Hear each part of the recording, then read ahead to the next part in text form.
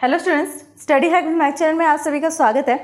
जैसे कि इससे प्रीवियस वीडियो में हमने लॉजिकल ऑर्गेनाइजेशन ऑफ कंप्यूटर 1 और डिजिटल इलेक्ट्रॉनिक्स में कुछ टॉपिक्स को क्लियर किया था, which is soft form and post form. तो आज का हमारा टॉपिक है विच इज वेन डायग्राम।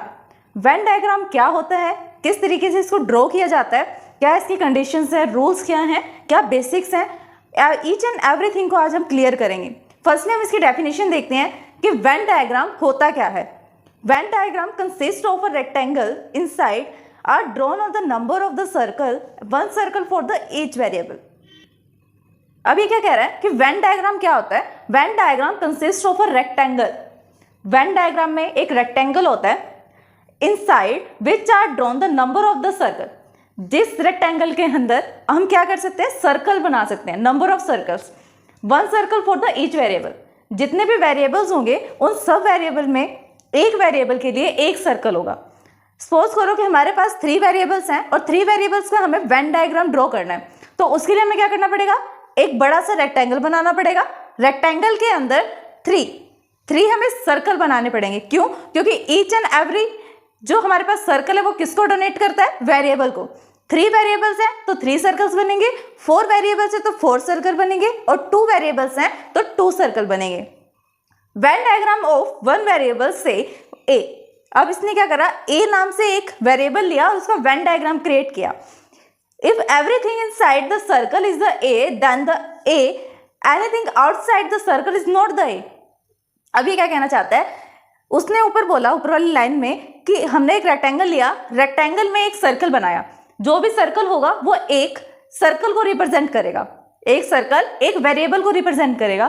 तो वो ये कह रहा है अगर एक सर्कल एक वेरिएबल को रिप्रेजेंट कर रहा है तो सर्कल से जो बाहर का एरिया होगा, जो सर्कल के अंदर नहीं आता, उसको हम क्या बोलेंगे, नॉट इन ए बोलेंगे, कि ए में नहीं है, ए से बाहर का एरिया है। अब इसका एक डायग्राम देखते हैं जिससे आपको पता लगेगा कि इस लाइन का मीनिंग क्या है। हमारे चैनल स्टडी हैक विद महक को लाइक, ज़्यादा से ज़्यादा शेयर एंड सब्सक्राइब करें। अगर आपने सब्सक्राइब कर दिया है तो बाकी सभी डिवाइसेस से भी सब्सक्राइब करा सकते हैं, क्योंकि सब्सक्राइबर्स बहुत ज़रूरी हैं। देन कमेंट करें। तो ये है इस लाइन का मीनिंग। हमारे पास क्या होता है, वेन डायग्राम में एक रेक्टेंगल बॉक्स होता है, रेक्टेंगल बॉक्स ले लिया, उसके अंदर एक सर्कल होगा। अब ये जो वेन डायग्राम क्रिएट किया हुआ है वो किसके लिए है, ओनली वन वेरिएबल के लिए है। यहाँ पर वेरिएबल कितने हैं, ओनली वन वेरिएबल है और उस वेरिएबल का नेम क्या है, ए वेरिएबल का नेम है और वेरिएबल ओनली 1 है। यहाँ पर हमने सर्कल में क्या लिख दिया, ए लिख दिया और उसको स्ट्रेट लाइन से हमने डिस्क्राइब कर दिया कि ये जितना भी एरिया है ये किस लाइन के लिए है, ए के लिए है। फिर इस रेक्टेंगल में और इस सर्कल के बीच में ऐसा कौन सा एरिया है जो इस सर्कल में नहीं आता, ए से बाहर का एरिया जो भी होगा उसको हम ए का कॉम्प्लीमेंट क्रिएट करेंगे, एज अ कॉम्प्लीमेंट लेके चलेंगे ए का। सर्कल के अंदर तो वो चीज प्रेजेंट है, इसलिए हमने एक सर्कल को एक वेरिएबल से रिप्रेजेंट करा है। जितने भी वेरिएबल होंगे उतने हमने सर्कल लिए। क्यों लिए? क्योंकि उसके एरिया को वो सर्कल रिप्रेजेंट कर रहा है। जो भी थिंग्स उस वेरिएबल में प्रेजेंट है वो सब थिंग उससे सर्कल में प्रेजेंट होंगी। तो ए में अगर कुछ भी प्रेजेंट है, कुछ भी वैल्यू प्रेजेंट है, तो वो सिर्फ इस सर्कल तक लिमिटेड है, इससे बाहर नहीं है इसका स्कोप। इससे बाहर जो होगा, और रेक्टेंगल के अंदर, रेक्टेंगल के तो इनसाइड है और सर्कल के आउटसाइड है, उसे हम क्या बोलेंगे, ए का कॉम्प्लीमेंट बोलेंगे। अगर ए 1 है तो ए का कॉम्प्लीमेंट क्या है, 0, और अगर ए 0 है तो ए का कॉम्प्लीमेंट क्या होगा, 1 होगा। We designate all the points inside the circle as belonging to name the variable and all the points outside the circle are not belonging to the variable. Same चीज इसने वही की जो मैंने आपको अभी बताई कि अगर कुछ भी चीज वेरिएबल से बिलोंग करती है तो वो सर्कल में होगी, जो उसके नेम से सर्कल है। अगर उससे बिलोंग नहीं करती तो वो सर्कल के आउटसाइड द बिलोंग कर रही है, आउटसाइड में उसको हम मार्क करेंगे। जैसे एक और वेन डायग्राम है, यहाँ पर ही कितने वेरिएबल्स को यूज कर रहा है, 2 वेरिएबल्स को यूज कर रहा है, 2 वेरिएबल्स को यूज कर रहा है, which is A and B, A और बी को यूज कर रहा है। रेक्टेंगल बनाया, रेक्टेंगल के अंदर हमने क्या लिया, 2 वेरिएबल्स है तो 2 सर्कल्स को ड्रॉ करा। अब सर्कल्स को हम कैसे ड्रॉ करेंगे, सर्कल जो है आपस में कनेक्टेड होंगे। जितना एरिया हो सकता है कि ज्यादा एरिया वो कनेक्ट करता हो और हो सकता है कम एरिया कनेक्ट करता हो, लेकिन कुछ तो ऐसी चीज होगी जो उसके अंदर क्रिएट होगी। जब भी हमें 2 वेरिएबल्स का मिले बनाने के लिए या फिर 3 वेरिएबल्स का मिले वेन डायग्राम बनाने के लिए, तो सर्कल कैसे कनेक्टेड होंगे, एक दूसरे से कनेक्टेड होंगे। वन सर्कल है ए के नाम से, दूसरा सर्कल जो है वो ए में से होता हुआ जाएगा, फिर जो थर्ड सर्कल होगा वो बी में से भी होता हुआ जा सकता है, या फिर इन दोनों के ऐसे अपर की तरफ से भी होता हुआ जा सकता है, जो ए में भी कनेक्ट हो रहा है और बी में भी कनेक्ट हो रहा है। मोस्टली ऐसे ही बनाए जाते हैं वेन डायग्राम्स, जो आपस में वेरिएबल्स कनेक्टेड है, तभी तो उनका वेन डायग्राम क्रिएट हो रहा है। अब हमने क्या करा, टू वेरिएबल्स का बनाया। टू वेरिएबल्स का कैसे, टू सर्कल्स लिए, एक रेक्टेंगल बॉक्स लिया। एक तो सर्कल है ए वेरिएबल के लिए और दूसरा सर्कल है बी वेरिएबल के लिए। ए वाला जो सर्कल है उसको हमने कैसे रिप्रेजेंट किया है, ए में हॉरिजॉन्टल लाइंस है, हॉरिजॉन्टल लाइंस है, और बी में कैसे लाइन है, वर्टिकल लाइन है, जो उसके एरिया को रिप्रेजेंट कर रही है। अगर ए है, सपोज करो अगर हम सिर्फ ए वाले सर्कल की बात करें तो उस सर्कल में क्या है, ए का मैटर है, ओनली ए का मैटर है, बी का मैटर नहीं है। अगर घर ए का है तो ए ही रहेगा उसके अंदर, बी तो नहीं रहेगा, और अगर घर बी का है तो उसमें ए नहीं रह सकता। वही चीज यहां लिखी है, अगर ये सर्कल एक घर है और ए का घर है, ए होगा और बी नहीं होगा। अगर कोई वेरिएबल है तो उसको हम नॉर्मल लिखते हैं, और कोई अगर वेरिएबल नहीं है तो उसको हम कॉम्प्लीमेंट लेते हैं उसके ऊपर बार लगाकर। तो अब यहाँ पर ए तो है लेकिन बी नहीं है, ये बी का घर है तो यहाँ पर ए नहीं है, बी है, तो ए का कॉम्प्लीमेंट लिया और बी को एज इट इज लिया। अब ये तो हुई ए के घर की बात और ये हुई बी के घर की बात, लेकिन ए के घर से बी के घर तक पहुंचने के लिए कोई रास्ता भी होगा, रास्ता दोनों में कॉमन होगा, चाहे तो ए बी तक जाएगा, ए को बी के घर जाना हो या बी को ए के घर जाना हो, रास्ता तो सेम रहेगा दोनों के घर तक पहुंचने का। तो वही रास्ता क्या हुआ इन दोनों के बीच में, कॉमन। कॉमन कैसे हुआ, ए वाला भी रास्ता वहीं पर जाता है और बी वाला भी रास्ता वहीं जाता है। तो जो ये शेड है, ये शेड किसके लिए है, जिसमें ए भी आ सकता है और बी भी आ सकता है। अब ये तो नहीं है कि रास्ता एक है वहां पर से सिर्फ ए जाएगा या फिर वहां पर से सिर्फ बी जाएगा, रास्ता तो सेम है, तो दोनों वेरिएबल्स जा सकते हैं उस रास्ते से। तो यहाँ पर दोनों वेरिएबल्स होंगे, ए भी होगा और बी भी होगा। वापस से एक बार दोबारा से सुनो, अगर आपको नहीं समझ में आ रहा, कंफ्यूजन हो रही है, तो ए का घर है तो सिर्फ ए रहेगा, बी नहीं रहेगा, मतलब ए है और बी का कॉम्प्लीमेंट है। फिर बी का घर है तो बी रहेगा, ए नहीं रहेगा, ए का बाद और बी। अगर रास्ता जो है दोनों के घर तक पहुंचने का वो सेम है तो उस रास्ते को यूज कौन कौन कर सकता है, ए भी यूज कर सकता है और बी भी यूज कर सकता है। तो यहाँ पर ए भी है और बी भी है। अब क्या बात बच रही, जो ना तो ए में है ना बी में है ना उन दोनों में है, कहाँ है वो किसी में नहीं है, ना तो ए में है और ना बी में है। ए का भी बार है और बी का भी बार है, वो कौन सा एरिया है, जो इन दोनों सर्कल से आउटसाइड में आएगा। रेक्टेंगल के तो वो इनसाइड होगा और सर्कल के आउटसाइड होगा, किसी भी सर्कल में नहीं है, आउटसाइड जो सर्कल है उसको बोलेंगे ए का बार और बी का बार। आई होप कि आपको ये वेन डायग्राम समझ में आया होगा टू वेरिएबल्स का। हम कुछ वेन डायग्राम्स को देखते हैं जो लॉजिकल ऑपरेशन से रिलेटेड हैं। तो फर्स्ट एग्जांपल लेते हैं हम और ऑपरेशन का। और ऑपरेशन का मीनिंग क्या होता है, अगर आपको और ऑपरेशन का मीनिंग पता है तो वेन डायग्राम का कॉन्सेप्ट पता है, तो इन दोनों को यूज करके आप वेन डायग्राम इजीली बना सकते हो।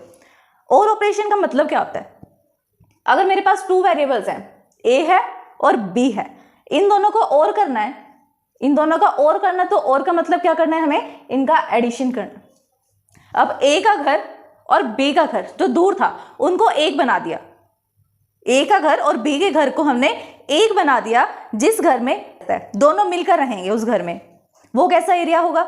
सबसे पहले तो यहाँ पर हमने क्या बनाया होगा, एक रेक्टेंगल बॉक्स लिया होगा, उस रेक्टेंगल बॉक्स में हमने टू वेरिएबल्स है तो टू सर्कल्स बनाए होंगे, ये सर्कल है ए के लिए, ये सर्कल है बी के लिए। अब हमने क्या करा, ए के सर्कल को बी के सर्कल को, मतलब ए के घर को और बी के घर को मिक्स कर दिया, जो रास्ता था जाने के लिए रास्ता तोड़ दिया और घर को एक बना दिया।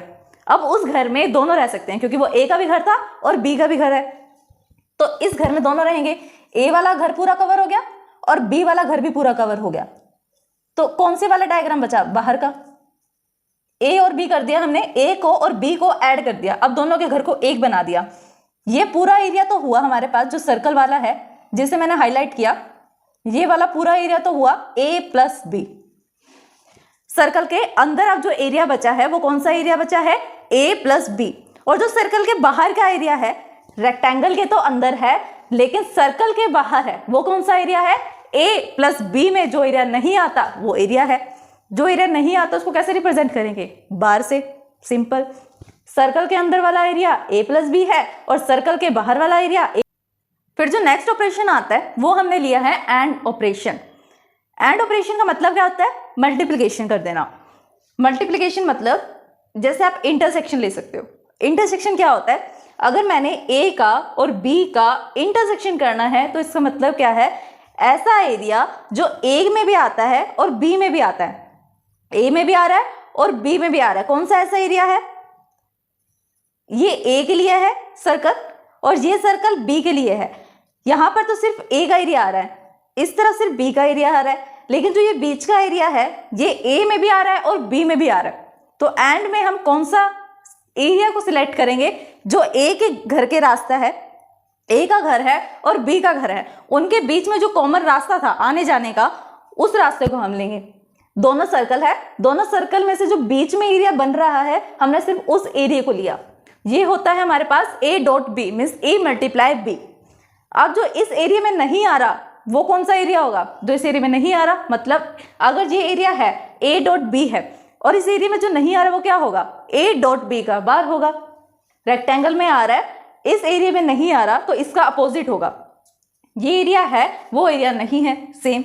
अगर यहाँ पर a होता तो a का बार होता, b है तो b का बार होता, a प्लस बी होता तो a प्लस बी का बार होता। लेकिन अब ये कौन सा एरिया है, a मल्टीप्लाई b है, तो इसके बाहर का एरिया क्या होगा, a मल्टीप्लाई b का कॉम्प्लीमेंट होगा। फिर आता है इससे next operation which is not operator. Not का मतलब ही क्या होता है, अगर a की वैल्यू 1 है और a का मैं नॉट लगा दूं तो क्या बन जाएगा, वो उससे अपोजिट बन जाएगा 0। और अगर a की वैल्यू 0 है तो उसका अपोजिट बन जाएगा 1। रेक्टेंगल बनाया, ओनली वन वेरिएबल लेंगे क्योंकि नॉट ऑपरेटर वन वेरिएबल पर काम करता है। वन वेरिएबल लिया a के लिए वन सर्कल बनाया, a के लिए जो वैल्यूज थी वो a के सर्कल में आ गई। जो एरिया a में नहीं आता वो क्या होगा, a का बार होगा। ये a है, ये a का बार है, तो a के बार वाले को हम रिप्रेजेंट करते हैं नॉट से, क्योंकि जो ऑपरेटर होता है उसका अगर हम नेगेट कर दें, उसका नॉट कर दें, तो जो ऑपरेटर नहीं है, जो एरिया हमारे पास नहीं है वो निकलता है। ये तो हमने किया था और एंड में जो ऑपरेटर था, जो एरिया था, लेकिन जो एरिया नहीं है वो भी तो किसी में काउंट होगा, वो एरिया नॉट में काउंट होगा। a है लेकिन a का बार नहीं है, a का बार किसको रिप्रेजेंट करता है कि ये a का एरिया नहीं है। ये हुई हमारे पास वेन डायग्राम की बात। अब हम नेक्स्ट टॉपिक करते हैं which is simplification of the Boolean function. Boolean function को हम कैसे सिंप्लीफाई कर सकते हैं, बूलियन फंक्शन हमने रीड किए थे, उसकी प्रॉपर्टीज भी रीड की थी इससे प्रीवियस वीडियो में। तो अब इसके हम सिंप्लीफिकेशन ट्रिक को देखते हैं। हमारे पास एक एक्सप्रेशन है, उस एक्सप्रेशन को हमें कैसे सोल्व करना है। By the simplification of the Boolean function we mean that to reduce the gate. सबसे फर्स्ट और मेन पर्पस हमारा क्या होता है, लॉजिकल गेट्स जो हम यूज कर रहे हैं बूलियन फंक्शन को रिप्रेजेंट करने के लिए, उन्हें लेस यूज करना, कम से कम यूज करना, जिससे वो डायग्राम क्या होगा, क्लीन होगा और इजीली हम उसको रीडायरेक्ट कर सकते हैं, रिप्रेजेंट कर सकते हैं कि ऐसे ऐसे वर्किंग हो रही है। तो फर्स्ट काम क्या है, रिड्यूस करना नंबर ऑफ गेट्स को। Second, to increase the speed of operation. अगर गेट कम यूज होंगे, सर्किट कम गेट से पास होगा तो स्पीड क्या हो जाएगी, इंक्रीज हो जाएगी। फिर है next, to increase the readability, reliability. तो अब इसके लिए हमारे पास टू मेथड्स हैं। फर्स्ट मेथड कौन सा है, there are the two method for the simplification of the Boolean function. First method है algebraic simplification method and second है Karnaugh method, means K map method. First method आज हम इस video में करेंगे और सेकंड मेथड हम नेक्स्ट वीडियो में करेंगे। तो फर्स्ट मेथड देखते हैं, अलजेब्रिक सिंप्लीफिकेशन मेथड। इसमें क्या होता है, through the Boolean algebra simplification a Boolean function is translated to the another form which is less number of the terms and operations. क्या कहना चाहता है इस डेफिनेशन में ये, through the Boolean algebra, Boolean algebra का यूज करके हमें सिंप्लीफाई करना होगा बूलियन एक्सप्रेशन को। बूलियन एक्सप्रेशन जो हमें क्वेश्चन में स्टेटमेंट गिवन होगी, उस स्टेटमेंट को हमें बूलियन अलजेब्रा का यूज करके सिंप्लीफाई करना है। और सिंपल इसको कैसे समझ सकते हैं हम, इसने बोला है हमारे पास क्या होगा, बूलियन एक्सप्रेशन गिवन होगा, उस एक्सप्रेशन पे हम बूलियन अलजेब्रा का यूज करेंगे और उसको सिंप्लीफाई करेंगे। सिंपल बूलियन एक्सप्रेशन है, उस पर बूलियन अलजेब्रा लगाना है, फंक्शंस और प्रॉपर्टीज को लगाना है, जिससे वो सिंप्लीफाई हो जाएगा। To translate it to the another form which has the less number of terms, जिसमें कम नंबर ऑफ टर्म्स है और कम नंबर ऑफ ऑपरेशंस है। हमारे चैनल स्टडी हैक विद महक को लाइक, ज़्यादा से ज़्यादा शेयर एंड सब्सक्राइब करें। अगर आपने सब्सक्राइब कर दिया है तो बाकी सभी डिवाइसेस से भी सब्सक्राइब करा सकते हैं, क्योंकि सब्सक्राइबर्स बहुत ज़रूरी हैं। देन कमेंट करें। गिवन है इस इक्वेशन पे हमें क्या करना है, आप टू टाइप से इस इक्वेशन को सोल्व कर सकते हो, या तो लेफ्ट से राइट साइड पर सोल्व कर लो, या राइट से सोल्व कर कर उसको लेफ्ट हैंड साइड के इक्वल ले आओ। लेकिन राइट एंड लेफ्ट साइड का कोई फंडा नहीं है, आपको किसको यूज करना है, उस एक्सप्रेशन को यूज करना है, उस साइड को यूज करना है जिसमें ज्यादा टर्म्स हो, क्योंकि जितनी ज्यादा टर्म्स होंगी उनको आप रिड्यूस कर सकते हो इजिली, लेकिन जो कम टर्म्स हैं उनको एक्सपेंड करना जो है थोड़ा कॉम्प्लिकेट हो जाता है। बाय चांस अगर आप उसको यूज करना चाहते हो तो यूज कर सकते हो, उसके लिए भी प्रॉपर्टीज है, लेकिन अब हम जिसे यूज करना चाह रहे हैं वो है left hand side. Left hand side को हम यूज कर रहे हैं। लेफ्ट हैंड साइड में कौन सी टर्म्स है, x Y plus x Z plus y z, ये टर्म्स गिवन है। इसको यूज करने के लिए हमने एक प्रॉपर्टी का यूज करा है, वो कौन सी है, using the x plus x का बार इज इक्वल्स टू 1, कि अगर हम किसी भी वेरिएबल में उसका कॉम्प्लीमेंट ऐड कर देंगे तो वो किसके इक्वल हो जाएगा, 1 के। 1 के इक्वल हो जाएगा, तो हमने इस प्रॉपर्टी का यूज कर लिया। अगर 1 से आप किसी को मल्टीप्लाई करें तो सेम टर्म आएगी। सेम टर्म के बाद कैसे करोगे, आप इसको अंदर मल्टीप्लाई कर दिया, इस टर्म को x से मल्टीप्लाई करा और इसी टर्म को x के बार से मल्टीप्लाई किया। मल्टीप्लाई करने के बाद ये टर्म्स आ गई हमारे पास, X Y plus x Z plus X Y Z plus X Y Z का बार। फिर इसको रिड्यूस करा, कैसे, try to find the common terms. हमने इसके अंदर कॉमन टर्म्स को फाइंड करने की कोशिश की। अगर कॉमन टर्म्स निकल आएंगी तो एब्जॉर्प्शन लॉ का यूज करके हमसे कम कर सकते हैं। 2 या 3 वेरिएबल्स है, उसको 1 टाइम राइट कर सकते हैं। कॉमन लेने के बाद ये टर्म हमारे पास बचती है, कैसे, क्योंकि इसके अंदर हमने एक और प्रॉपर्टी का यूज किया है। वो क्या किया है, 1 प्लस एक्स क्या होता है, हमेशा 1 होता है। यहाँ पर x की जगह क्या है, 1 प्लस जेड है, तो ये भी 1 हो गया, और यहाँ पर 1 प्लस वाई है, ये भी 1 हो गया। कौन सी टर्म्स बची, एक्स वाई लिख दिया plus x z example. Next example में क्या है, एग्जाम्पल नंबर 2, जिसके अंदर x plus y multiply x Z plus z multiply y plus x z का बार किसके इक्वल लेके आना है हमें, right hand side, which is x का बार y एंड z। अब आपकी मर्जी, इसको आप राइट हैंड साइड से सोल्व करना स्टार्ट कर सकते हो, और आपकी मर्जी आप इसको लेफ्ट हैंड साइड से सोल्व करना स्टार्ट कर सकते हो। लेकिन इस क्वेश्चन को आप सोल्व करोगे, try to solve yourself and comment the answer. अगर ये क्वेश्चन आपसे सोल्व हो जाता है तो आप आंसर कमेंट करें, नहीं सोल्व होता तो आप क्वेरी भी डाल सकते हैं कमेंट में। अगर इस वीडियो को समझने में आपको कोई भी परेशानी आती है देन आप हमें कमेंट कर सकते हैं। Thanks for watching my video.